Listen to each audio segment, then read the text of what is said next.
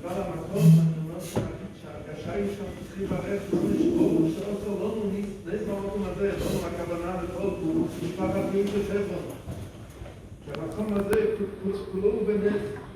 אני יודע אישית את כל המשוילים והמקטבים שהיו אז, זכינו לראות את הבית הגדול הזה בהקמתו, והסתומן בגדר נס, אבל הקדוש ברוך הוא עשה לנו נס, וברוך השם, זכינו לכזה בית מדרש, בית גדול, וגבדי בו תוירו, וגבדי בו תפילו, בדרך המרוממת של הישיבה, ובאמת הכל זה חסדי השם, אנחנו צריכים להודות לקדוש ברוך הוא, שהקדוש ברוך הוא בעזרת השם ישפיע עלינו הרבה סייעתא דשמיא. אני שומע שכל הזמן מגיעים עוד משפחות ועוד משפחות, שבעזרת השם תקווה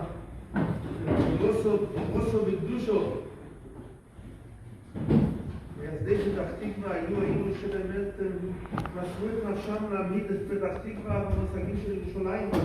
פתח תקווה גם נעלו תינוק בירושלים. זה באמת מקום מתאים ומסודר בעזרת השם לראות את המורשת של הישיבה הקדושה, שבעזרת השם תמשיך כאן לפאר ולגדל את הציבור בפתח תקווה, וכן יגדלו בעזרת השם לבית הגדול שמגדל אותו בתפילות. אמן.